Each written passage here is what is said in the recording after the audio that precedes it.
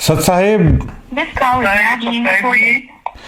अच्छा, आप आदमपुर चुली खुर्द से साधु दास बोल रहे हैं जी? हाँ जी। अच्छा, मैं ये जानना चाहता हूँ कि आप संत रामपाल जी महाराज से कब जुड़े थे, और हमें जैसे पता चला है कि सत्यलोक आश्रम की तरफ से दावा किया गया था कि आपके घर में शॉर्ट सर्किट हुआ था, लेकिन सबसे पहले आप अपना परिचय दीजिए सर। मेरा नाम साधु दास है जी। जी मैं गांव चूड़ी खुर्द का रहने वाला हूँ जी।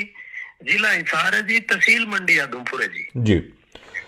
हमें जैसे पता चला है कि आपके घर में आग भी लगी थी। आप संत रामपाल जी महाराज से कब जुड़े? मैं जी संत रामपाल जी महाराज जी से जुड़ा था 2014 और दूसरा महीना और 15 तारीख जी। जी। आपने मतलब जो पाठ सेवा की और दान सेवा की जो पर्चियां दी हैं, इनमें कितनी सच्चाई है जो हमारे पास हैं ये तो आपके सामने है जी। मैं आपको ये भी दिखाई हूँ, जो वो है ना गोल गोल गिंडी सी। हाँ जी, हाँ जी।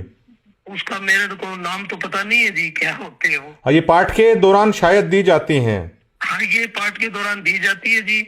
ये कुछ तो मेरे को पाई नहीं। और ये जो प्रसाद लाते हैं ना, पर्चियां उनको जमा करवाते हैं जी। तब ये इसमें देते हैं कुछ छुहारे, अखरोट, नारियल, ऐसा 2 किलो सामान देते हैं जी। इसका मतलब आप 2014 से जुड़े हैं, तो आप काफी पुराने भक्त हैं जो सत्यलोक आश्रम से जुड़े हैं सर। बहुत बहुत पुराने भक्त हैं जी। हम यहाँ, हमारा गांव चोरी खुर्द है, इसमें एरिया में कोई नहीं था जी जब आप जुड़े थे। हाँ, हमने बहुतों को जोड़े जी परमात्मा की दया से। आपने दान भी किया, आपने और लोगों को भी जोड़ा परमार्थ के रास्ते पे, परमात्मा के रास्ते पे। तो जो आपके घर, आपका घर जो ये पूरा जलकर राख हुआ, ये पूरा मामला क्या है सर? ये जी, मैं 17 तारीख और 10वां महीना, अपने पास एक टाटा एस है। मैं किसी भगत की बुकिंग पर गया था, और जो भगतपति है वो निबली में कुछ घर की सफाई कर लो जी। अपने मोटरसाइकिल थे 2 भीतर, तो मोटरसाइकिल बोली ये बाहर निकाल दो। तो मैं कहा जी रहने दे, किसी सफाई अपन के सफाई का करना, बोले काट दो, मेरा जी करे दिमाग कर लिए भाई। वो 2 मोटरसाइकिल बाहर काट दिए, और सामान कटवाने के लिए वो पड़ोसियों के पास, अपने जो साथ में घर है वहां गई हुई थी। और वहाँ एक लड़की है, अपने जो चाचा लगते हैं, जो धर्मा सारण है जी। तो वह बोली के भाभी जी मैं कटवा दूंगी, आप 2 मिनट में बैठ जाओ, मैं कपड़े धो लूं। तो पीछे से कोई शॉर्ट सर्किट से आग लग गई। वो वहां बैठी थी, मैं बुकिंग पर गया हुआ था। आग लगने के बाद पड़ोसी बाज के आए, बोला भक्तों क्या कर रहे हो भाई? तो आपका धुआं लिकड़ा, घरे कोई आई नहीं। ये पड़ोसियों की जारी थी। जब फिर पता चला, हमारे गाँव के सरपंच साहब, उनका हमेशा में घर है हमारा जी गली में ही, तो वो भी घर पर नहीं था। उसको मेरे को तो बताया गया कि भी जो वो सरपंच के घरवाली है, उन्होंने फोन किया। वो गांव चूड़ी में गया हुआ था। वो अंता रास्ते में ही आते आते फायर ब्रिगेड को फोन किया। फिर गांव वाले इकट्ठे हो गए, गांव वालों का भलाओ, पड़ोसियों का। उन्होंने मान लिया जल तो गया, फिर भी उन्होंने कुछ सामान जो बैटरी है हो रही है जल्दी जलती आग में ही काटे थे। जो आपका जो आशियाना है, मतलब पूरी तरीके से जलकर राख हुआ। उस वीडियो में भी साफ साफ उस फोटोज में हम देख सकते हैं, बिल्कुल जल के नष्ट हो गया जी। अच्छा, अब मुझे जहां तक पता चला है, क्या इसको लेकर आपने संत रामपाल जी महाराज से ये अरदास की थी घर के लिए, और क्या उन्होंने आदेश दिया था मैनेजमेंट को कि ऐसे ऐसे भक्त का घर जो जला है वो बनवा देना चाहिए? वो मैनेजमेंट ने उस आदेश का पालन नहीं किया। इसके बारे में कितनी सच्चाई है इन दावों में? देखो जी, मैंने पहले तो गुरुजी से बात नहीं की। पहले मैं जो ये गांव में पाइप देते हैं ना, हाँ, उनको पाइप दिवाने गया था आग लगने से पहले जी, गांव चोरी कला में जी। ठीक है जी। और ये आग लगने के बाद में फिर मैंने सोचा भी गुरुजी सबका ही कर रहे हैं, कोई पाइप देनी है, किसका मकान बनवाना है, तो अपना घर जल गया, गुरुजियों से बात कर लें या प्रार्थना लिख के भेज दें। तो मैं गया था बरवाड़ा जी, और सरपंच साहब भी मेरे साथ गए थे। सरपंच साहब मेरे साथ गए थे। उन्होंने आपकी जो वो पैड होती है ना, वो पर्चा, उस पर लिख के दिया भी ये हमारे गाँव का साधु दास बहुत पुराना भगत है, और ये कोई साई पर गया हुआ था बुकिंग पर, और पीछे से आग लग गई। इस गरीब का बिल्कुल जो घर है वो जल के सवा हो गए। तो ये लिखने के बाद में जो अमन दास है उनको दिया ना, तो उन्होंने वो पर्चा उस सरपंच को वापस दे दिया। बोले सरपंच साहब इसकी आपकी जरूरत नहीं है, ये तो हमारा भगत है, इसका तो फटाफट बनेगा, तो आप दोबारा और लिखो। तो एक मेरे साथ भगत और गया हुआ था, तो उसने भी वो दोबारा लिख के पर्चा सरपंच वाला वापस दे दिया, वो उनको फिर दे दिया। तो मेरे भगत जी उन्होंने ऐसा व्यवहार किया ना, सरपंच की भी बेइज्जती करी, भाई आपकी जरूरत नहीं है। तो मेरे को कुछ शक हुआ, मैं कह रहा ये कुछ गड़बड़ कर रहे हैं, मेरे वो बेईमाना लगा लो या भी मेरे मन में फर्क हुआ भगत जी। फिर मेरे को ये लगा कि भी आप परमात्मा से बात करूं तब मेरा शांति हो। तो भगत जी मैंने गुरुजियों से वहां जाके कुछ ये अन्नपूर्णा मुहिम का जो मकान बनते वो काम चल रहा था। मेरे को किसी भगत ने बताया कि 4 बजे फोन आएगा, ये इस बात का मेरे को भी पता है, क्यों हम जाते थे, ये लोगों के जो मकान बनते हैं वह हम फ्री में ही काम करवाते थे भगत जी, और साथ में गाड़ी भी ले जाते थे। तो भगत जी वहां गए, वहां मैं प्रिंकल दास है उसको मैं बताया भगत जी ये बात होगी, उनको पता तो था ही। तो बोले भगत जी कोई बात नहीं, गुरुजियों से बात कर लो। वो इतनी बार में भगत जी गुरुजियों का फोन आ गया। मैंने कहा परमात्मा ये बात हो गई, दास का सारा घर जल गया और भगतमती रो रही है। बोला बेटा जान बची तो ना खो पाए, फिर क्या बात हुई, कोई बात तो नहीं, परमात्मा की भक्ति करो। और प्रिंकल भाई यूं काम कर बेटा, भगत का पहले से घर बढ़िया बना दे और जो जले वो सामान पहले से ज्यादा कर दो। अरे बेटा क्यों घबराओ, घर पहले से ठाठा भर देंगे। वहां से मैं आ गया भगत जी। आने के बाद में वो फतेहाबाद जिला है, वो प्रिंकल दास ने हिसार ये कोऑर्डिनेटर है कि मेरे को तो पता नहीं, मनोज दास इसके पास वो जो वीडियो रिकॉर्ड है वो सेंड कर दी। मैं बोला भगत जी ये तो पहले इनको पता है, ये तो संभाल ही नहीं रहे। बोले आप इनसे बात करना। तो मैं मनोज ने मैं कह रहा भाई एक बात था, आगे तो देखो आ रही यार, आए नहीं आप हमारे घर में। बोला भाई साहब टाइम नहीं लगेगा, टाइम लगेगा तब आ जाएंगे। मनोज दास जो महाराज जी के छोटे बेटे हैं वो नहीं, जो मनोज है सीसा का। अच्छा सीसा, शायद गुरुजी के लड़के नहीं है ये। और अमन दास इसको मैं जानता नहीं, ये रोहतक के कहाँ के है। हाँ हरियाणा कोऑर्डिनेटर है अमन दास, हरियाणा कोऑर्डिनेटर।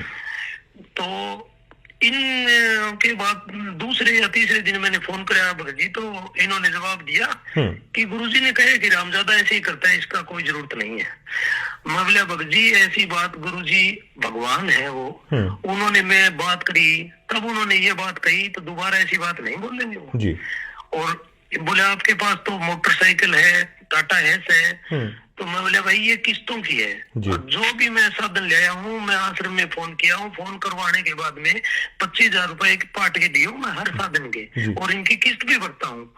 मेरे परमात्मा की दया से सब कुछ है, लेकिन अब मेरे यह जो झोपड़ी है इसमें आग लग गई। मैं आपसे ये नहीं कह रहा मेरे पास साधन नहीं, साधन है ही, गुरुजी ने साधनों भी तो नहीं किया वहाँ। अच्छा इन्होंने ये कहा कि गुरुजी ने कहा है कि ये हरामजादा तो इसी तरह करता रहता है। हाँ ये बात कही है, और जबकि मैं जेल में भी मेरी गुरुजियों से बात हुई है, मेरे बहुत लाड करे भगत जी। गुरुजी को लेकर तो शायद कोई यकीन ना करे कि संत रामपाल जी महाराज भी कभी ऐसा बोल सकते हैं। नहीं भगत जी, गुरुजी कह नहीं सकते ऐसे जी। गुरुजी अंतर्यामी है, मेरे को ये भी पता है भगत जी कि जो गुरुजी ने कहा नहीं कि बेटा तेरा जाओ भी प्रिंकल दास इसका पहले से ज्यादा घर भर दो और बेटा घबराने की जरूरत नहीं। तो मेरे को ये भी विश्वास है इन्होंने तो जो चाल चलाई है वो चल गई, पर बाकी भगत जी मालिक तो करेंगे। तो जब और इन्होंने क्या क्या इस मुद्दे पर आगे आप बता रहे थे उसे कंटिन्यू कीजिए। मैं भगत जी धनाना आश्रम में भी गया जी, तो इन्होंने ये कहा कि भाई आप हमको पता चले कि आप गुरुद्रोही हो, पवन से मिले हो। अच्छा। मैं बोला भगत जी फिर मेरे को वहाँ आप मेरे को बुरा बताओ, मेरे को रीस आ गई भगत जी। मैं बोले भाई आपको कौन गुरुद्रोही बता रहे हैं, कौन पवन दास है, मैं तो भाई साहब से किसी मिले ही नहीं, जानता ही नहीं, मेरी बात कराओ। तो उन्होंने बात भी नहीं कराई। बोले कोई बात नहीं भगत जी आप मिले नहीं हो तो फिर क्या बात है। बोले आप परमात्मा से माफी मांगो। मैं किस चीज की माफी मांगू बताओ? परमात्मा से 100 बार मांगू, मेरा ही घर जरा, मैं क्या किस चीज की माफी मांगू? माफी मांगो आप, मेरी परमात्मा से बात हुई है या मेरी दोबारा बात कराओ, मेरी संतुष्टि हुई जी। तो इन्होंने भगजी ये बात नहीं की। तो मैंने ये जो पर्चियों वाली दान वाली बात है, मैं आज तक हमारे गांव में आगे पता कर लो, किसी को नहीं बताई थी। मैंने तो ये जो शब्द लिया हूँ यही कहा हूँ कि ये परमात्मा संत रामपाल जी महाराज वाली बात है, मैं आज तक हमारे गांव में आगे पता कर लो, किसी को नहीं बताई थी। मैंने तो ये जो शब्द लिया हूँ यही कहा हूँ कि ये परमात्मा संत रामपाल जी महाराज ने दिया। आज भी पूछोगे तो आपको गाँव में एरिया में यही बताएंगे। तो मेरे को भगजी इन्होंने यही शिक्षा दी थी कि भगजी अगर आपने जो दान किया है, पहले की बात है, अगर जो यूं कह दिया मैंने दे दिया तो आपके सिर पर मार पड़ेगी, आपको ये मुझे दूध पकड़ के ले जाएगी। मैं डरता बताता कभी भगजी ये आग लगी है नहीं जो मेरे को रीस आई है। माँ जी परमात्मा से ही बात करेंगे फिर, भाई मालिक आपने तो ये कहा था इसका घर बन जाए, तो आपका ये कहना नहीं माना तो मैंने आपकी दान वाली बात बता दी। जी। तो इन्होंने जो सतगुरु महाराज का, आपके गुरु का जो आदेश था, उस आदेशों की भी मैनेजमेंट ने धज्जियां उड़ा कर रख दी। बिल्कुल धज्जियां उड़ा दी जी। और जी बताइए। और ये एक चीज की और मेरे को धमकी दे रहे थे जी। बोलिए आपकी नो एंट्री हो जाएगी, पेड़ा पर्चा आ जाएगा। तो मैं कहा साधु दास एक गरीब घर में जन्म जरूर लिए, भगजी आपकी धमकियों से डरने वाला नहीं है। एक बार मरना है, एक बार जीवन मिलता है, मैं कोई दिक्कत नहीं है। मेरा पेड़ा पर्चा तो 17 तारीख को आग लगी उसी दिन ही आ गया था जी। ठीक है। अच्छा ये बताइए आप, जो ये पीले पर्चे का बहुत सारा जिक्र होता है, ये पीले पर्चे का डर क्या है? जो मैं भक्तों के अंदर देखता हूँ बहुत डरते हैं पीले पर्चे के नाम पर। जी मेरे को तो ऐसा लग रहा है भाई, आप वैसे राजनीति की बात नहीं करते जी। मेरे तो दिमाग में ये बात है, जैसे कोई सरकार के खिलाफ बोलता है वो तो होता है देशद्रोही, ठीक है जी, आपका हक मांगे। और इन्होंने ये एक षड्यंत्र बना रखा है कि इनके जो खिलाफ बोलेगा, इनकी कोई सच्चाई उजागर करेगा तो इन्होंने पेड़े पर्चे का डर बिठा रखा है जी। आपकी नो एंट्री हो जाएगी। उस नो एंट्री के बाद मतलब क्या फर्क पड़ता है आप लोगों पर?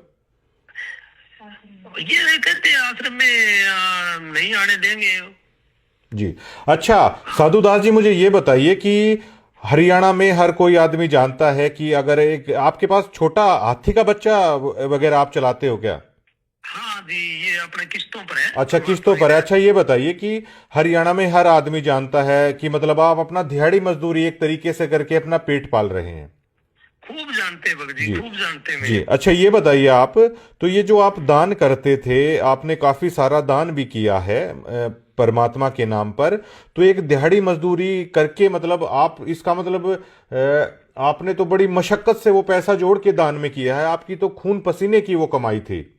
भगजी 2 रुपए ब्याज के लेके भी किया है, जो ब्याज वाले अभी तक मांगते हैं पैसे। अच्छा जो पाठ और जो आपने बाकी दान की जो सेवा की है।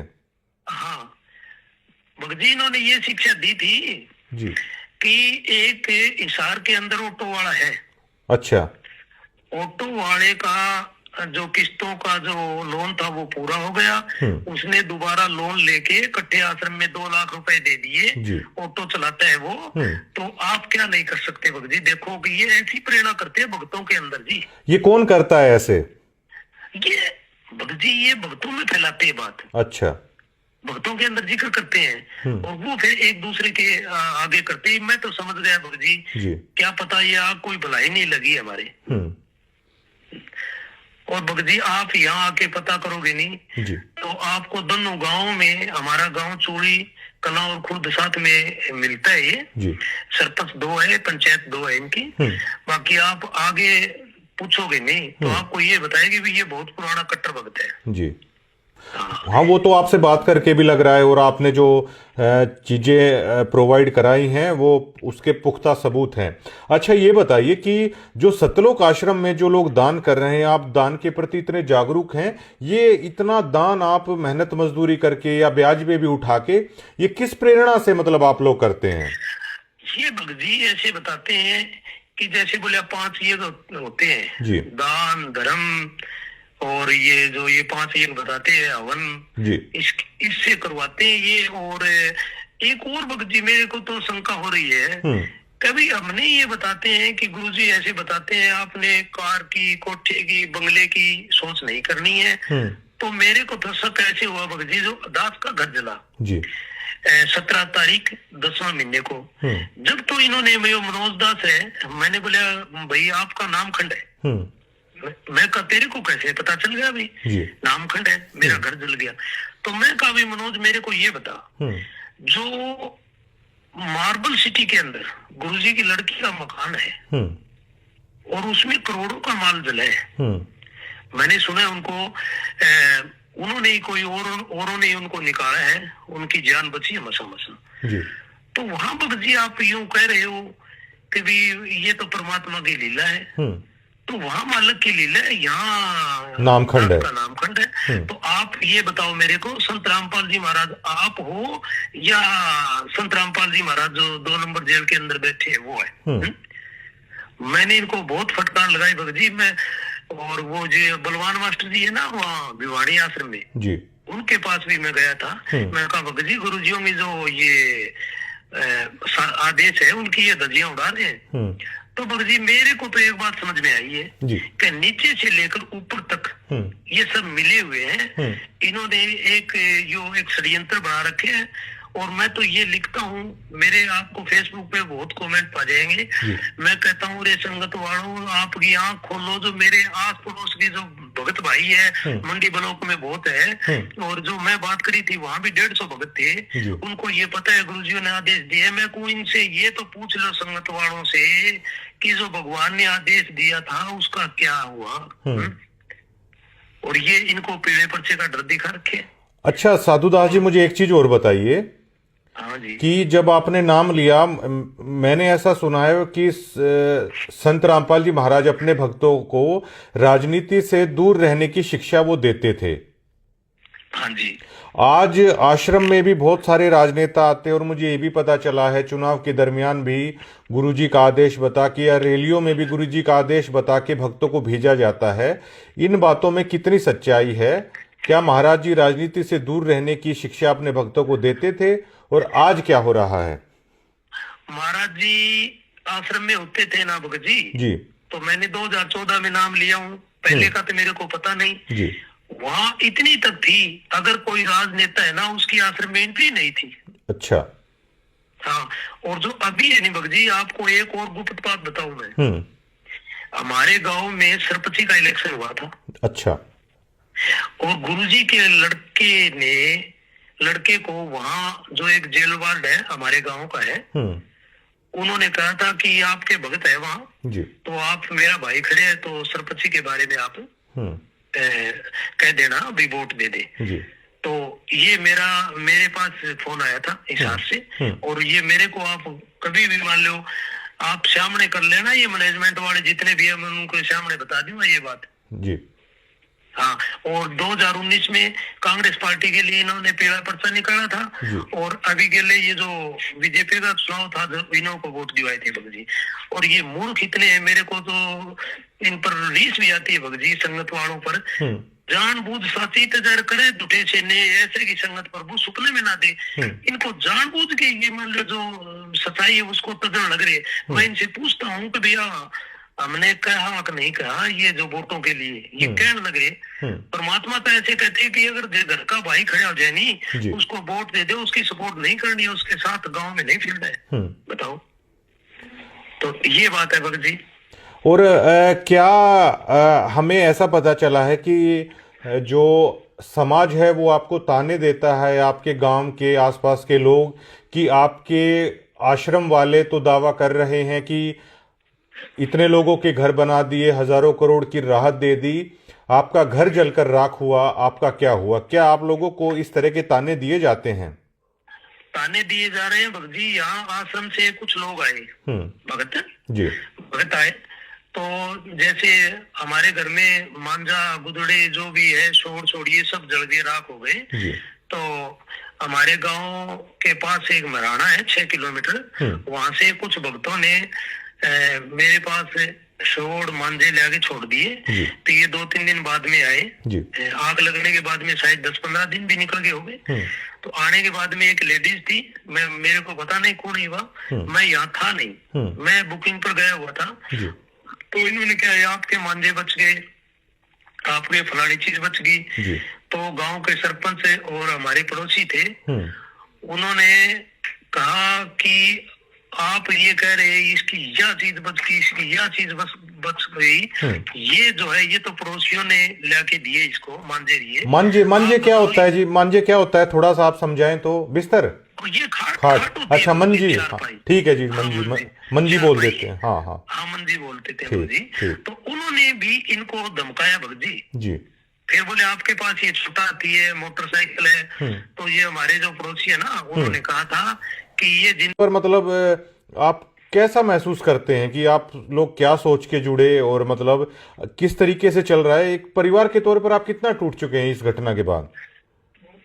भगत जी टूटे के को मैं इतना टूट चुका हूँ कि जो अपने 2 बच्चे हैं जी। मैं उनको भी ये कहता था पढ़ाई की कोई जरूरत नहीं है, आप माला काटो जी। परमात्मा सतलोक में ले जाएगा। जी। ठीक है। अब वो ही यूं कहते हैं बच्चे मेरे को कि पिताजी आप ये कह रहे थे माला काटो, आपको सतलोक में ले जाए। सतलोक में तो आप कद जाओगे, अपना तो घर है झोपड़ी और बल्कि। जी। और इसकी गुरुजियों की जो परमात्मा धरती पर आ रहे हैं, उनकी ये मैनेजमेंट आगे कौन चलन दे, तो सतलोक में ये कैसे ले जाएंगे? ये वो तो अंतर्यामी, उनको पता नहीं है। इन मैनेजमेंट वालों को धमका नहीं सकते भाई ये कैसे कर रहे हैं। आपकी सुन के मैं भी मतलब अंदर तक हिल जा रहा हूं, तो मैं समझ पा रहा हूं कि आप लोगों पर क्या बीती है। तो ये जो मैनेजमेंट को आप किस तरीके से देखते हैं? क्योंकि ये लोग दावा करते हैं बिना सतगुरु महाराज की आज्ञा के, बिना पत्ता भी नहीं हिल रहा, ये इस तरह के दावे करते हैं, तो आप क्या सोचते हैं? ये बेमतलबी बकवास है भगत जी। इन्होंने ये एक बिल्कुल 1001% धंधा बना रखे। शादी होती है, 2 बच्चों की रमैनी होती है, ये ऐसी उन पर प्रेशर डालते हैं कि लड़की वाले 2 पार्ट लगवाएं, लड़के वाला 2 पार्ट लगवाएं। ये दावा किया जा रहा है कि फ्री में हो रहा है सब कुछ। कुछ नहीं हो रहा भगत जी फ्री में। मेरे पास सबूत है, सारनाम लेने गया था, 25,000 रुपए के 2 पार्ट लगे, 25 के। आप कहां से लाएंगे फिर 2 सदस्यों का 50,000 रुपए? आप सारनाम लेने गए? मैंने तो सतलोक में जाना था, हमने तो ब्याज कुछ ब्याज पर लेकर कुछ ये छोटे हाथों की कमाई से कर करके दे दिए। घर बनाने की सोची नहीं। घर का हाल देखो तो ऐसा भूंडा है। अब मेरे को ये जो कुछ गिने चुने भगत है जो वहाँ खाने के लिए जाते हैं, वहाँ कुछ देते तो हाथ नहीं। हमारे गांव में भी है ऐसे भगत। तो मैं उन्होंने कहा भाई मैंने तो लाखों रुपए लुटाए वहाँ। अच्छा। आपको क्या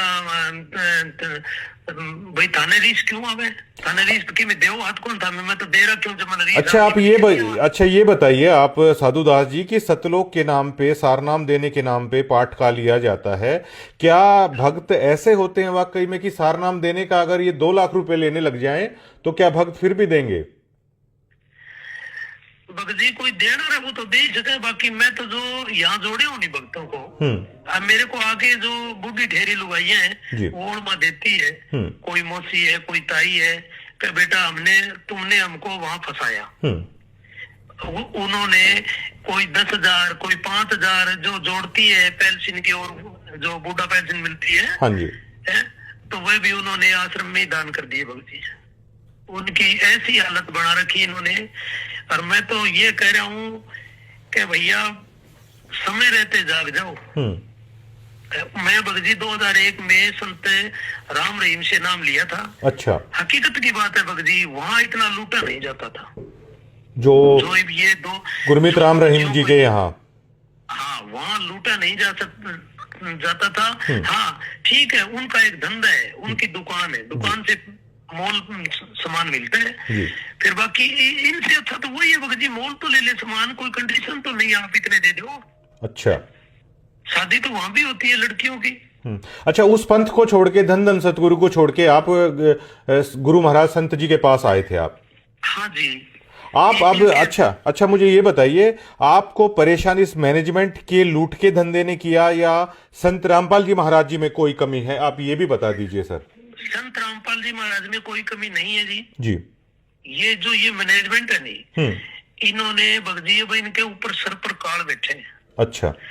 और आप देख लेना, परमात्मा ने जितनी अपने को सांस दी है तो इनका ऐसा हाल होगा, ये याद रखेंगे, देख देगा।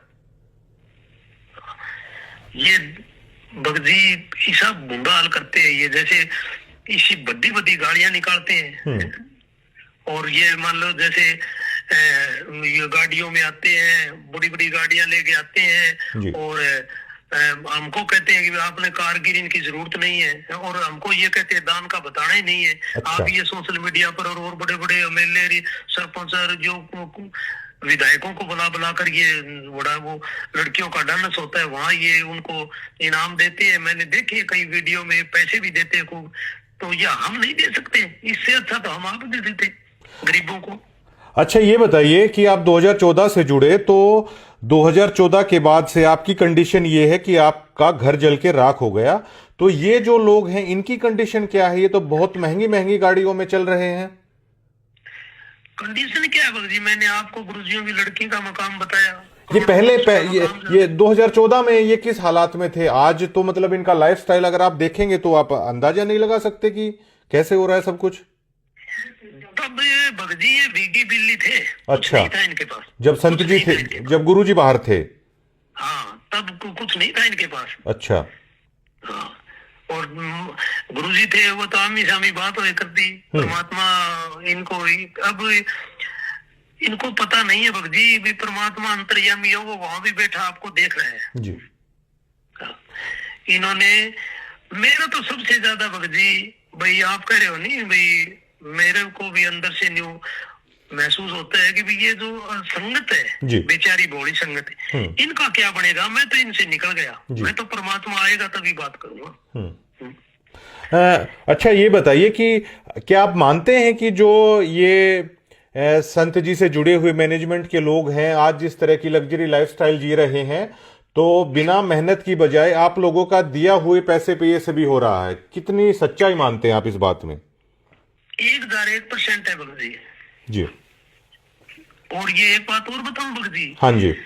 ये झूठा दावा करते हैं कि भी जो संत रामपाल जी महाराज के जो ये बेटा बेटी है ये किसानों के खेत में बैठे हैं और कि जो अब बाढ़ के टाइम आते हैं, ये बिल्कुल झूठी बातें हैं। ये कुछ हासिल करना चाहते हैं, मेरे को तो पता नहीं, या राजनीति में आते होंगे।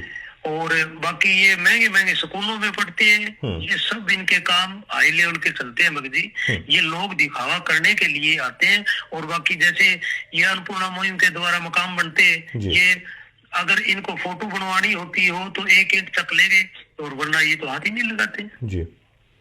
बताओ। अच्छा, ये बताइए कि आपके दिल पे क्या बीतती है जब लोग आपको ताने देते होंगे कि संत रामपाल जी महाराज से जुड़ के आज आपके हालात क्या हैं, तो आपकी मनोस्थिति क्या होती है, आपकी, आपके परिवार की, आपके बच्चों की? तो मतलब क्या चलता है आपके अंदर जब लोग ताने देते हैं आपको? भगजी चलता ये है कि जैसे 2014 से जुड़ा था जी है। अब लोग कहते हैं कि तू संत रामपाल जी महाराज की खातर ऐसे कहता था, ऐसे कहता था। क्यों? जो हमारे गिरीपंथ का एक डेरा है चंडीगिरी का, तो यहाँ एक वो मनसागिरी जी थे, फौजी थे महात्मा, तो उनके साथ मेरी लड़ाई भी हुई थी। उन्होंने कहा था कि भाई ये आपने पुस्तक बांटी तो आपको ये कर देंगे, ये कर देंगे।